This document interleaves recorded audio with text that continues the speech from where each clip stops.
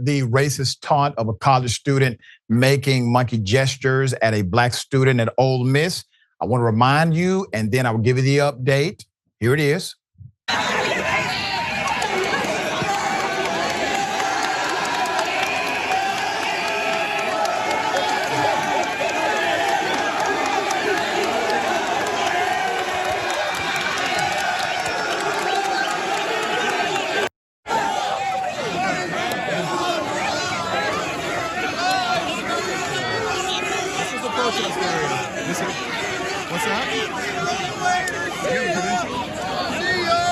With millions watching and many people benefiting from this program called Indisputable, we just need 1% of the viewers to become a paid member so we can continue to bring this content to you.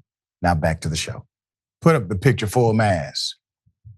Usually I would blur a child's face on Indisputable, but because this child is inside of the body of an adult, I made an exception here.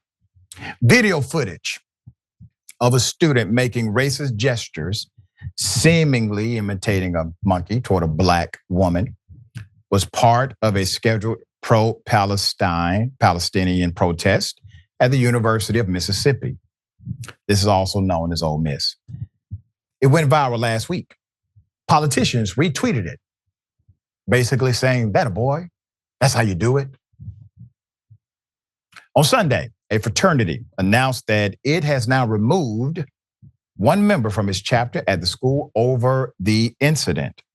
The Phi Delta Theta General Headquarters said in the statement that it was aware of the widely shared Ole Miss video and that the, quote, racist actions in the video were those of an individual and are antithetical to the values of Phi Delta Theta and the Mississippi Alpha chapter. The responsible individual was removed from membership on Friday, May 3rd.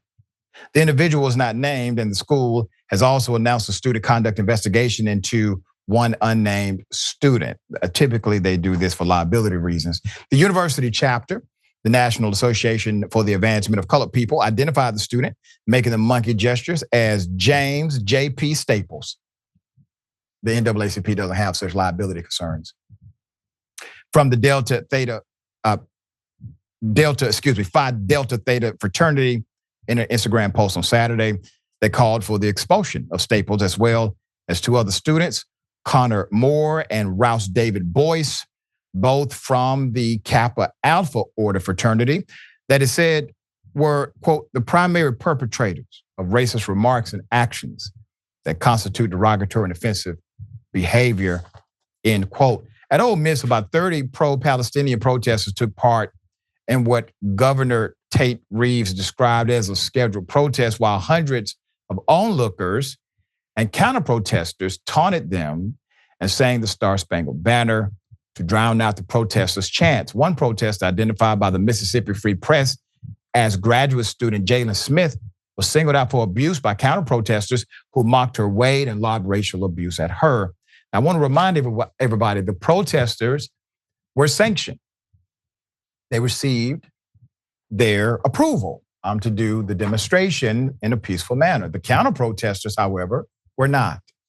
All right, there's more. The Ole Miss Associated Student Body, the university's student government, said in a statement that at the protest, quote, unacceptable remarks were made that departed from our cherished values.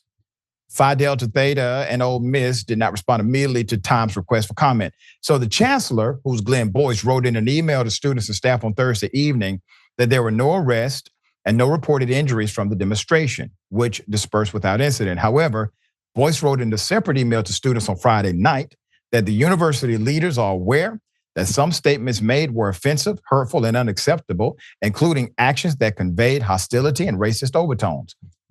Quote, while student privacy laws prohibit us from commenting on any specific student, we have opened one student conduct investigation. We are working to determine whether more cases are warranted, end quote. As a reminder, Republican Representative Mike Collins appeared to praise the counter-protesters in a post on X that described the video as Ole Miss taking care of business, end quote. Yeah, that's the State of your union currently. All right, Mr. Mayor, thoughts here? Listen, it is not simple irony or simplicity that they are all wearing American flags on Ole Miss in Mississippi by Theta.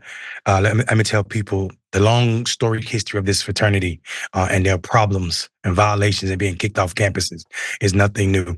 This is the behavior of privileged white men behaving in a way that they think they have rights that no one else should be able to affront, especially not a black woman that they don't find attractive. I am absolutely disgusted that it took the internet to find them and not the school. There were officers standing right there and nobody turned around and said this could be the beginning of a hate crime and act on it. Is absolutely disgusting to me. My brother did 17 years because a young white boy acting just like that, chose to spit on him and call him the N-word. And my brother's reaction was to shoot him. You never know who you're crossing and what happened. And I'm not saying that people deserve to be shot, but I'm also saying that people do not deserve to be taunted with racist epithets. And I tell people all the time, you are one situation away from meeting the end of your Karienism. Yeah, and I got to say this, colleges are communities. You have to live there for a minimum of 4 years. If you're going there for undergrad, you stand on the campus or you stay in one of the student housing dorms. This is a community that has to figure out how to coexist. Everyone typically comes from a different neighborhood, a different socioeconomic environment, usually. But the institution, you're right, Mr. Mayor, did not do a good job at making sure this was a transparent thing. The only reason why we know the students' names is because of the NAACP. That's the only reason we know their names, because of them. And they decided to release those names to the public. All right, we're going to bring updates as they come.